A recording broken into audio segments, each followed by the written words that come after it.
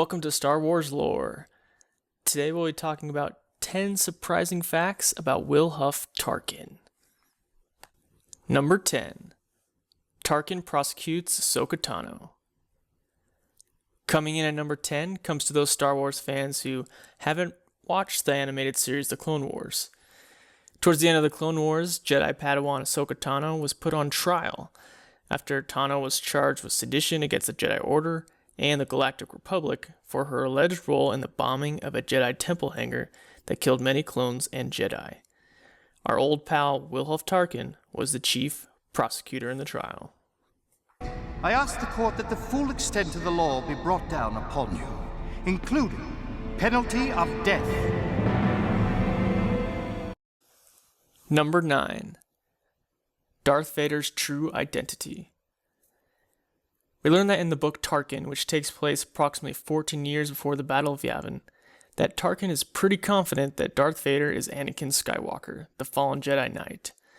But he's also smarter than to open his mouth openly about it. We also see in A New Hope, when Darth Vader is conversing with Governor Tarkin, Darth Vader talks about how he feels that he's in the presence of my old master, Obi-Wan Kenobi.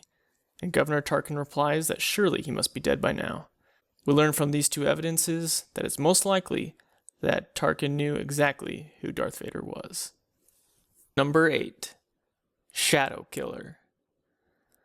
As a final rite of passage, a teenage Tarkin had to survive a full day on the carrion Spike on his home planet of Eriadu.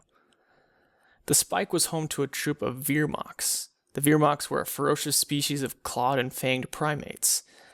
Tarkin made himself known to a Virmok, who he named Shadow, and he learned the troop's routines before heading up to the Spike. When the day came for Tarkin to climb the Spike, he ascended while the Lord Virmok slept. When Lord found Tarkin, he became angry, but was quickly distracted by a group of Virmok who followed Shadow. Shadow's troops then turned on Lord and killed him, after which Tarkin threw a Vibralance spear into Shadow's chest, confusing the Virmoks, being without a leader, and allowing him to escape and complete his rite of passage. Savage. Number 7. Tarkin's invisible ship. The Carrion Spike was a corvette and the personal starship of Moff Tarkin while he was stationed at Sentinel Base in the Outer Rim. The ship was based off of the design of the stealth ship used during the Clone Wars. It was unique in having a stealth system able to render the ship invisible to ordinary scanners. In the book Tarkin, the Moff loses his ship, and the Carrion Spike takes heavy damage. For the loss of his ship, the Empire gives Tarkin the Imperial-class Star Destroyer, Executrix. Number 6. Pirate slowly into the sun. At 19, Tarkin was a leader in the Outland Security Forces. At one point, he captured the queen of a pirate group who was plaguing the region. Tarkin placed the queen and her crew aboard a cargo container which was programmed to fly slowly towards the sun. Tarkin had the audio and video feeds from the container left on so that both the security forces and other pirates could witness the pirates' demise, as all the captured pirates aboard were cooked alive by the heat of the sun and were screaming. Several other pirate vessels arrived in the star system and attempted to rescue their leader, but all were destroyed on sight by Tarkin. Number 5. Designing new ships for security.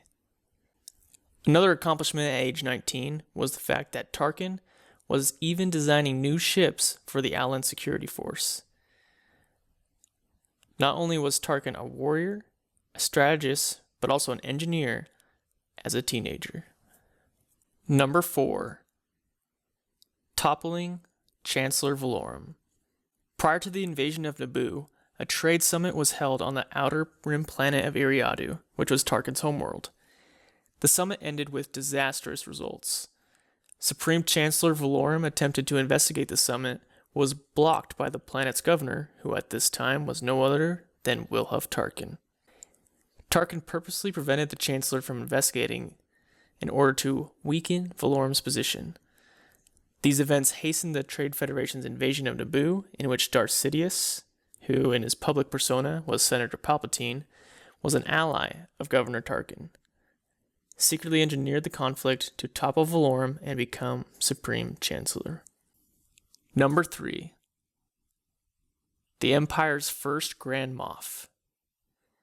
Grand Moffs were governors of oversectors.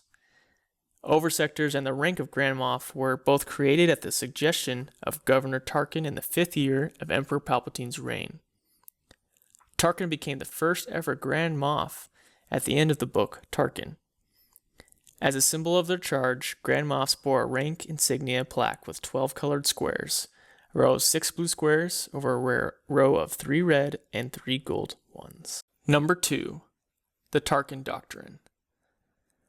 The Tarkin Doctrine was the name the media gave to a statement made by Wilhuff Tarkin during an interview following his promotion from Moff to the first Grand Moff by the Emperor 5 years after the formation of the Empire.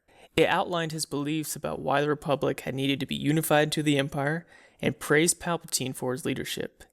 In a nutshell, it justified the need for a vast military to protect its citizens and ensure that the best way to govern the galaxy was through fear. Number 1. Confronted by Count Dooku.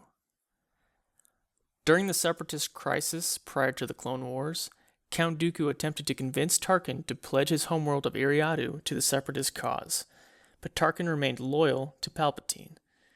In truth, Palpatine, as his alter ego Darth Sidious, had sent Dooku to sway him as a test of Tarkin's loyalty. So there are 10 surprising facts about Wilhuff Tarkin. There are many other facts about Wilhuff Tarkin. I encourage you to read the book on Tarkin. That is quite good. You can read about my review here. Please subscribe, and we'll see you on the next video.